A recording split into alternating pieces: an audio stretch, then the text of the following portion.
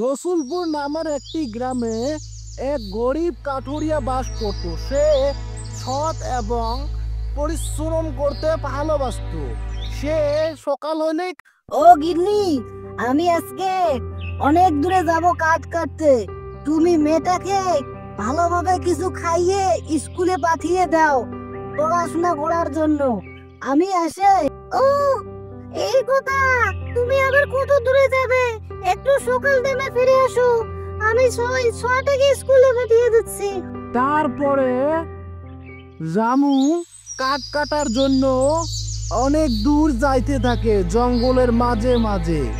হঠাৎ তার একটা অনেক পুরোনো বন্ধুকে দেখা পায়। তারপর ওই বন্ধুর কাছে হাঁটতে হাঁটতে যাইতে থাকে, যে কিছু কথা বলে।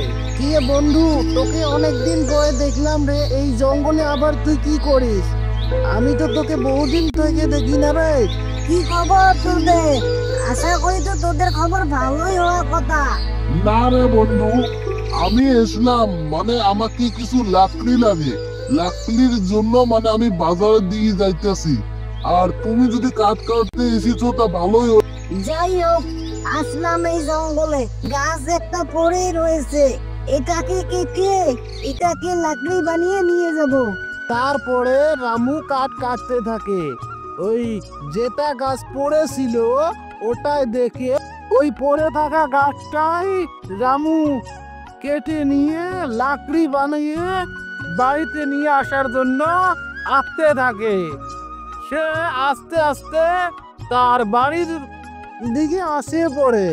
তারপর কিছুক্ষণ খাওয়া দাওয়া করে রেস্ট করে তারপরে তার বউকে বলে সে আবার যায় লাকড়ি বিক্রি করতে।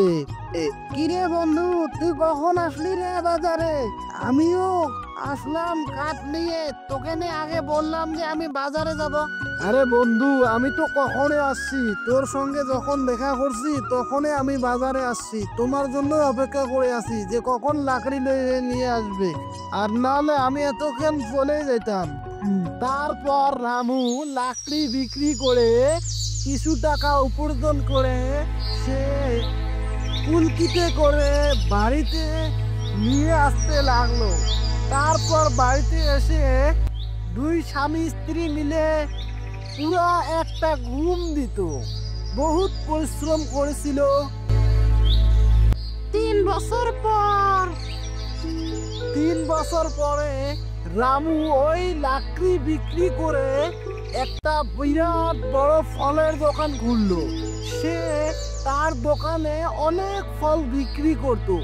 দিনে 3 থেকে 4,000 পর্যন্ত টাকা আয় করত। সে অনেক গরিব মিসকিনদেরকেও সহযোগিতা করত। বাবু, তোকে কি লাগবে বলতো? আমার এখানে অনেক ফল আছে। তোমার যদি পছন্দ হয় তুমি আমার এখান থেকে নিতে পারো। আমাকে একটা তরমুজ দেন। আমার মায়ে তরমুজ খাইতে ইচ্ছে করছে, তাই আমি বাজারে আসলাম। তারপর ছোট্ট ছেলেটা একটা তরমুজ ওই ডালি থেকে তুলে হাতে করে